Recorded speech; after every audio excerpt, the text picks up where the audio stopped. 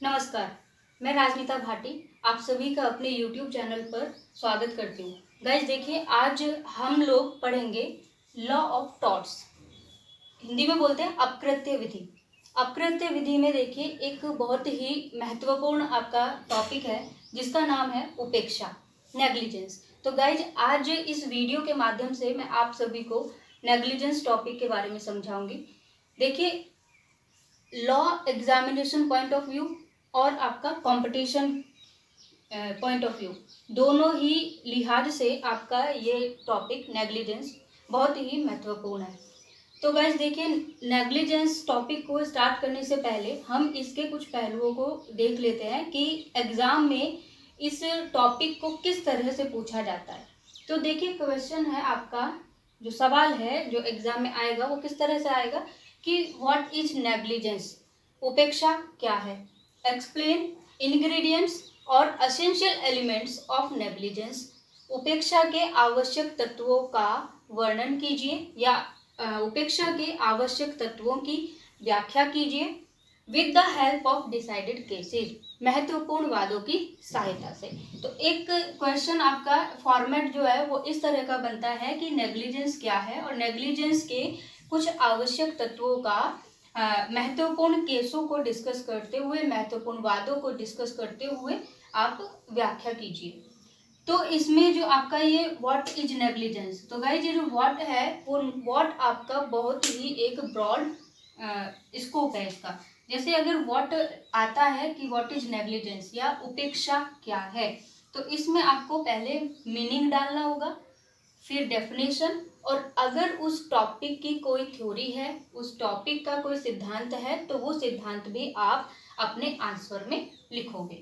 तो अगर सीधे सीधे पूछा जाता है कि डिफाइन द नेग्लिजेंस, अकृत्य इसको उपेक्षा के अकृत्य को परिभाषित कीजिए, तो आपको सीधा सीधा अपना आंसर कैसे फ्रेम करना है कि सबसे पहले इंट्रोडक्शन आप डाल देंगे, इंट्रोडक्शन के बाद में आपको डेफिनेशन डालनी है, और डेफिनेशन के बाद आपकी चॉइस है कि आप ये मीनिंग एंड थ्योरी अगर कोई है तो वो डाले या ना डाले। लेकिन अगर व्हाट पूछा जा रहा है तो व्हाट में आपका मतलब क्या है कि ये सारी चीजें आपकी इंक्लूड है। तो एक क्वेश्चन तो आपका ये तरीका हुआ।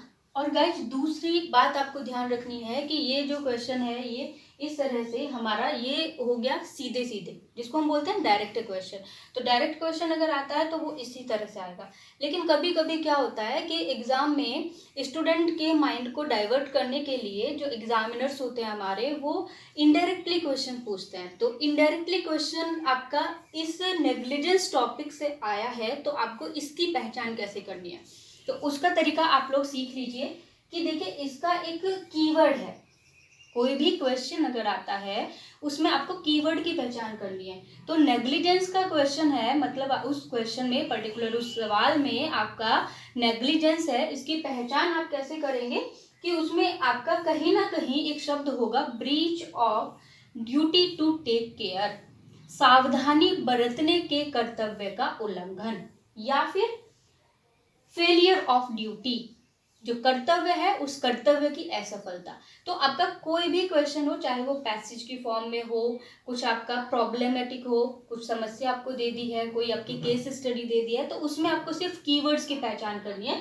वो कीवर्ड्स आपके क्या है कि breach of duty to take care and failure of that duty. तो इस तरह से आपके अगर क्वेश्चन में ये आता है तो आपको फिर पता लग जाएगा कि ये हमारा जो क्वेश्चन है वो नेग्लिजेंस टॉपिक का है, और नेग्लिजेंस टॉपिक को हमें डिस्कस करना है उसमें। ठीक है गाइस, तो आगे बढ़ते हैं। अभी हम आगे बढ़ने के लिए हम स्टार्ट करेंगे इंट्रोडक्शन एंड मीनिंग, उसके बाद डेफिनेशन, फिर हम इसके बहुत सारे केस लॉज को देखेंगे, समझेंगे। गाइस अब बात करते हैं नेग्लिजेंस टॉपिक की दोनों थ्योरीज की, subjective theory and objective theory, कि सब्जेक्टिव थ्योरी क्या कहती है और ऑब्जेक्टिव थ्योरी क्या कहती है नेग्लिजेंस के बारे में। तो देखिए, सबसे पहली जो बात है वो है कि इन थ्योरीज के सपोर्टर्स कौन कौन है, मतलब इन सिद्धांतों को कौन कौन सपोर्ट करता है, इन सिद्धांतों के समर्थक कौन कौन है। तो सब्जेक्टिव थ्योरी के अगर समर्थकों की हम बात करें तो इसमें ऑस्टिन और सामंड, ये दोनों इस थ्योरी के समर्थक हैं। ऑब्जेक्टिव थ्योरी के समर्थक की बात करें तो इनके समर्थक हैं इस थ्योरी के पॉलक। तो अब बात करते हैं सब्जेक्टिव थ्योरी में ऑस्टिन ने क्या कहा है। देखिए, ऑस्टिन ने कहा है कि negligence is faulty mental condition. Negligence एक विकृत दिमागी अवस्था है and which is penalised by award of damages. और इस तरह की अगर मेंटल स्टेट से कुछ गलत कार्य हो जाता है तो उसके लिए फिर दंड क्या है, उसके लिए दंड है कि उस व्यक्ति पर हर्जाना ला दिया जाए या उस व्यक्ति के द्वारा दूसरे व्यक्ति को जिसका नुकसान हुआ है उसको कुछ हर्जाना दिलवाया जाए, कुछ कॉम्पनसेशन दिलवाया जाए। तो negligence is faulty mental condition and for which the penal which is the compensation is the award of damages। मतलब अगर दंड है, दंड क्या मिलेगा कि कॉम्पनसेशन या डैमेजेस का अवार्ड उसको किया जाए। तो ये बात कही ऑस्टिन ने। कीवर्ड्स ध्यान रखते हैं कि ऑस्टिन ने नेग्लिजेंस के बारे में कहा है कि व्यक्ति की दिमागी अवस्था है, कैसी दिमागी अवस्था, जो फॉल्टी है, दोषपूर्ण है, जो विकृत है। और अगर इस तरह की दिमागी अवस्था के फलस्वरूप कोई लापरवाही होती है तो उस लापरवाही के लिए केवल एक ही दंड है। वो दंड क्या है? डैमेजेस, नुकसान की भरपाई। इसको बोलते हैं डैमेजेस को भरपाई। फिर दूसरा सामंट क्या कहते हैं? सामंट की थ्योरी कहती है कि negligence is culpable carelessness. Negligence क्या है? नेग्लिजेंस मनुष्य की सदोष लापरवाही है। उपेक्षा का एक दूसरा मतलब क्या निकल कर आया सामंट के अनुसार? लापरवाही। तो उपेक्षा का दूसरा मतलब है लापरवाही। एग्जाम्पल से हम इसको समझेंगे। एग्जाम्पल क्या हो सकता है सब्जेक्टिव थ्योरी का? कि मान लीजिए एक भीड़ भरी सड़क है या फिर कोई मार्केट है, तो उस मार्केट में बहुत ही भीड़ लगी हुई है और तभी अगर कोई भी बंदा उस मार्केट से अपनी गाड़ी को बहुत ही स्पीडली ड्राइव करता है और बहुत स्पीड से ड्राइव करते हुए वो भीड़ में से कुछ लोगों को कुचल जाता है, तो यहाँ पर उसने जो अपनी गाड़ी ड्राइव की है तो वो गाड़ी किस तरह से ड्राइव की है? नेग्लिजेंस से ड्राइव की है, उपेक्षा से ड्राइव की है, लापरवाही से ड्राइव की है। तो ये थ्योरी हमारी सब्जेक्टिव थ्योरी जो है वो इसी बात को बताती है कि लापरवाही से अगर कोई व्यक्ति काम करता है तो वो अपनी इस दिमागी अवस्था के कारण करता है जो किन्हीं न किन्हीं फॉल्ट से भरी हुई है, जिसमें कुछ न कुछ दोष है। दूसरी थ्योरी की बात करते हैं ऑब्जेक्टिव थ्योरी। जैसे पहले बताया मैंने कि इसके समर्थक कौन है? पॉलक। तो पॉलक क्या कहते हैं नेग्लिजेंस के बारे में, उपेक्षा के बारे में? पॉलक कहते हैं कि negligence is lack of diligence. जो उपेक्षा है, उपेक्षा सावधानी की कमी है। इन्होंने भी केवल वर्डिंग चेंज कर दिया कि सदोष लापरवाही, यहां इन्होंने बोला कि सावधानी की कमी, तो इन्होंने सामंट ने बोल दिया कि लापरवाही है। सेकेंड पॉइंट पॉलक बताते हैं कि negligence is state of mind, दिमाग की एक अवस्था है। अब सामंट ने और ऑस्टिन ने बता दिया कि दिमागी अवस्था तो है, लेकिन वो दिमागी अवस्था कैसी है? फॉल्टी है। लेकिन पॉलक ने यह नहीं बताया कि दिमागी अवस्था कैसी है। एंड थर्ड में उन्होंने बताया कि it is failure to take care as a reasonable prudent person. Failure to take care, सावधानी बरतने का उल्लंघन या फिर सावधानी बरतने का बिल्कुल असफल प्रयास। तो जिस तरह अगर कोई सामान्य बुद्धि वाला व्यक्ति किसी भी कार्य के लिए कोई सावधानी बरते तो उस रीजनेबल सावधानी को भी ना बरतना, तो उसको क्या बोलेंगे? उपेक्षा, पॉलक के अनुसार। तो पॉलक ने 3 बातों में अपनी नेग्लिजेंस की थ्योरी को बताया है। तीनों बातें क्या है एक बार फिर से हम रिमाइंड कर लेते हैं। First is lack of diligence, सावधानी की कमी। Second is state of mind, दिमागी अवस्था। और third is failure to take care as a reasonable prudent person. तो इस तरह से ये हमने बात की subjective theory and objective theory की। अब आगे हम लोग देखेंगे कि नेग्लिजेंस की डेफिनेशन क्या है, नेग्लिजेंस की परिभाषा क्या है। तो अभी तक जो आंसर हमने फ्रेम किया उसमें इंट्रो में हमने क्या डाला?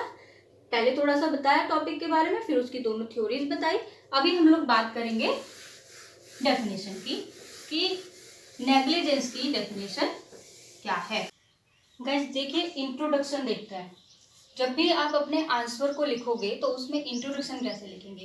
तो देखिए, नेग्लिजेंस का जो प्रस्तावना है, इंट्रोडक्शन है, उसमें फर्स्ट पॉइंट है कि नेग्लिजेंस इज अ स्पेसिफिक टॉट। नेग्लिजेंस क्या है? नेग्लिजेंस एक विशिष्ट अकृत्य है। Second, it affects both person as well as property. यह व्यक्ति और व्यक्ति के साथ साथ उसकी संपत्ति दोनों को ही प्रभावित करता है। और third, whether negligence is taught or not taught, कि उपेक्षा अकृत्य है या अकृत्य नहीं है, इसके लिए दो थ्योरीज हैं, और वो दो थ्योरीज क्या है? Subjective theory and objective theory. तो ये दोनों थ्योरीज को हम लोग पढ़ेंगे कि सब्जेक्टिव थ्योरी हमारी क्या कहती है एंड ऑब्जेक्टिव थ्योरी हमारी क्या कहती है। तो गाइज, अभी हम लोग इन दोनों शब्दों को समझते हैं। नॉन फीजेंस और मिसफीजेंस क्या है? कॉन्क्लूडिंग जो डेफिनेशन थी नेग्लिजेंस की, उसमें ये दोनों शब्द आए थे कि नॉन फीजेंस और मिसफीजेंस। नॉन फीजेंस को, जैसे कि ये सर्कल जो मैंने यहाँ फ्रेम किया हुआ है, उसमें ये ऑब्लिगेटरी ड्यूटी है। ऐसी ड्यूटी, ऐसा कर्तव्य जिसको मानना चाहिए, जिसको पालन करना चाहिए। तो अगर उस कर्तव्य का पालन नहीं किया गया, वो कर्तव्य परफॉर्म नहीं किया गया, ड्यूटी परफॉर्म नहीं की गई, तो वहां पर हम लोग कहते हैं नॉन फीजेंस। जैसे ड्यूटी का एक हिस्सा भी यहाँ पर परफॉर्म नहीं किया गया है, तो इसको दूसरे शब्दों में क्या बोलेंगे? फेलियर और omission to perform an obligatory duty. कि किसी भी ऑब्लिगेटरी ड्यूटी को, किसी भी पालनात्मक कर्तव्य को परफॉर्म करने में कोई भी लोप हो जाना या फिर असफल हो जाना, तो उसको नॉन फीजेंस कहते हैं। मिसफीजेंस में क्या होता है कि ये हमारी ऑब्लिगेटरी ड्यूटी है।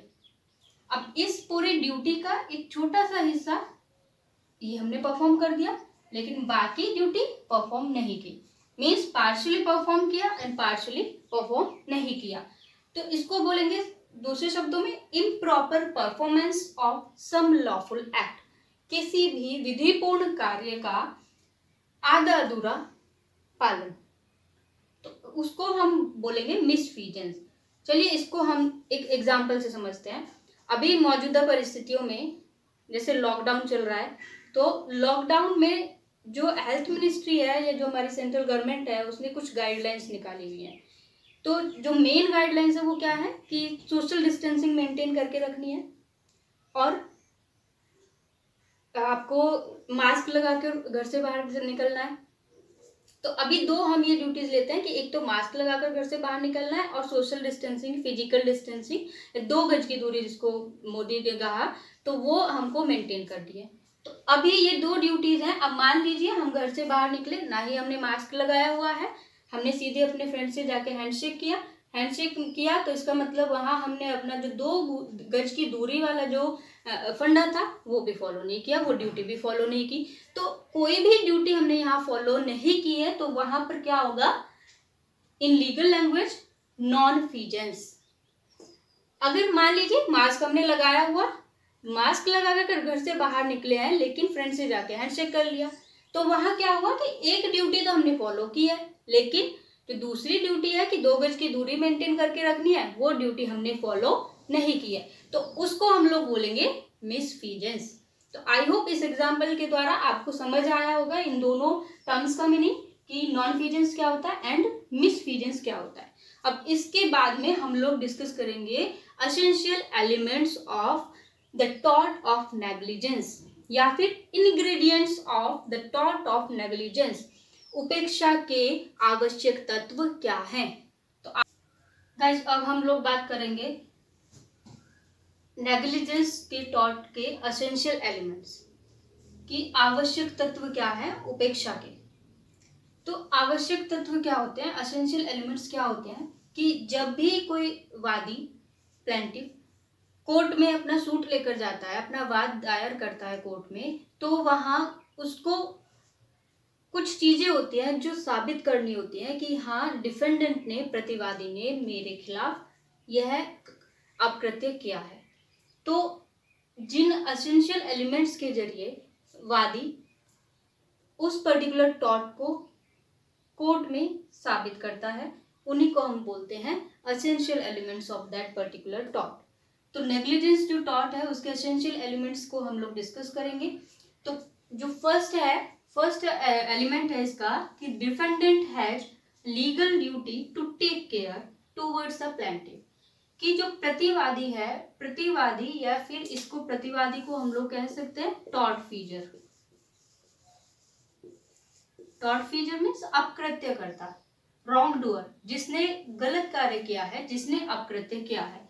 तो जो टॉर्ट फीजर है उसकी एक लीगल ड्यूटी है, एक विधिक कर्तव्य है सावधानी बरतने का, किसके प्रतिवादी के प्रति। तो फर्स्ट एसेंशियल एलिमेंट इज कि डिफेंडेंट का एक विधिक कर्तव्य है वादी के प्रति सावधानी बरतने का। तो यहाँ पर एक चीज और ध्यान देने की है कि लीगल ड्यूटी की बात की गई है। ड्यूटी कर्तव्य कैसा होना चाहिए, लीगल, कि जिसको किसी भी लॉ ने एनफोर्स कर रखा है, ना कि कोई मोरल ड्यूटी, ना कि कोई रिलीजियस ड्यूटी। तो ड्यूटी कैसी होनी चाहिए, legal duty. Second essential element is defendant has breached that duty. जो प्रतिवादी है, प्रतिवादी ने अपने उस सावधानी बरतने के कर्तव्य का उल्लंघन कर दिया है। तो सावधानी बरतने के कर्तव्य का उल्लंघन कर दिया, इसमें सावधानी का स्टैंडर्ड क्या होगा, कब हम लोग मानेंगे कि उस व्यक्ति ने, उस प्रतिवादी ने सावधानी बरतने के कर्तव्य का उल्लंघन किया है या नहीं किया है। तो सावधानी जो है वो सावधानी क्या है, उसका मैग्नीट्यूड क्या होगा, मतलब उस सावधानी का क्या स्टैंडर्ड होगा, कब कहा जाएगा कि ये लापरवाही है और कब कहा जाएगा कि ये सावधानी है। तो देखिए हर एक व्यक्ति के परिस्थितियों पर निर्भर करता है कि वो सावधानी है या लापरवाही है। तो अलग अलग परिस्थितियों के अनुसार उसका जो मैग्नीट्यूड है वो अलग अलग होता है। दूसरा कि ये जो स्टैंडर्ड होता है वो किसी एक सामान्य विवेकी व्यक्ति की तरह सोचना होता है कि ये जो काम हुआ है क्या वो एक सामान्य विवेक वाले, सामान्य बुद्धि वाले व्यक्ति की नज़रों में ठीक है। अगर उसकी नज़रों में वो ठीक है, उसके एंगल से वो ठीक है, तो वो सावधानी नहीं ब्रीच हुई है। लेकिन अगर उसकी नज़रों में वो सही नहीं है तो फिर वहाँ क्या हुआ है, लापरवाही घटित हुई है, वहाँ पर सावधानी के कर्तव्य का उल्लंघन हुआ है। अब देखिए एग्जाम्पल लेते हैं कि मान लीजिए एक व्यक्ति है, वो एक भारी संदूक को उठाकर ले जा रहा है और दूसरा व्यक्ति है कि जो एक छड़ी को लेकर जा रहा है। तो अब ये सोचिए कि यहाँ पर सावधानी किसको ज्यादा बरतनी है। तो सीधी सी बात है कि जो व्यक्ति भरी हुई संदूक लेकर जा रहा है उसको जो छड़ी लेकर जा रहा है उस व्यक्ति की बजाय ज्यादा सावधानी बरतने की जरूरत है। तो इस तरह से प्रत्येक वाद की, प्रत्येक केस की परिस्थिति पर निर्भर करता है कि उसकी सावधानी का स्टैंडर्ड क्या होगा। तो ये हमने बात की कि डिफेंडेंट ने किसी लीगल ड्यूटी का उल्लंघन कर दिया है। कौन सी लीगल ड्यूटी का, वो लीगल ड्यूटी जिसमें बताया गया है कि उसको वादी के प्रति सावधानी बरतनी चाहिए थी। थर्ड एसेंशियल एलिमेंट है कि it must have caused a damage to plaintiff. वादी को इस तरह के कार्य से कुछ ना कुछ नुकसान हुआ हो। अब देखिए किसी ने लापरवाही की लेकिन उससे दूसरे व्यक्ति को कोई नुकसान नहीं हुआ। तो अगर कोई नुकसान नहीं होगा तो वहां पर टॉर्ट नहीं होगा, क्योंकि टॉर्ट का भी एक आवश्यक तत्व है कि वहां नुकसान होना चाहिए। डैमेज टॉर्ट का भी एक आवश्यक तत्व है।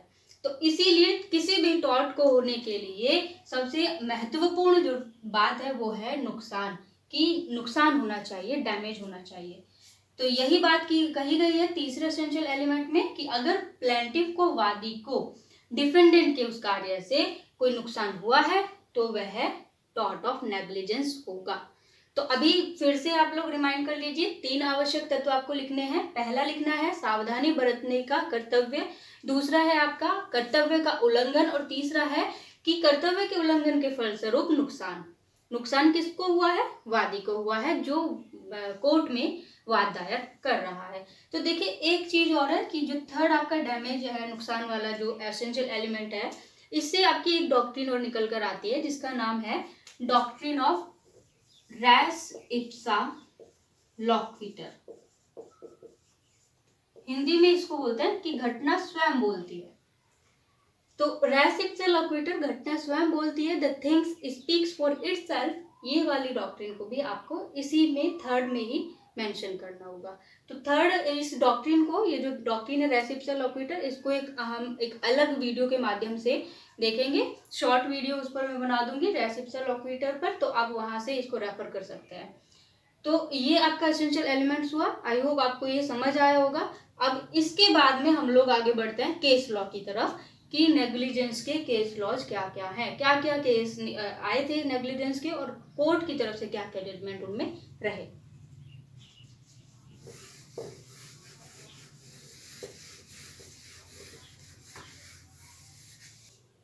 अब हम बात करेंगे डेफिनेशन की। नेग्लिजेंस की, उपेक्षा की परिभाषा क्या है। तो देखिए इसकी परिभाषा, पहले ऑस्टिन, फिर जेम्स स्टीफन, और तीसरा हम लोग इसका कॉन्क्लूजन में डेफिनेशन देखेंगे कि कॉन्क्लूडिंग वे में निष्कर्ष जो परिभाषा निकल कर आई है वो परिभाषा क्या है। तो सबसे पहले गाइस बात करेंगे ऑस्टिन की परिभाषा की, कि ऑस्टिन ने उपेक्षा को किस तरह से परिभाषित किया है।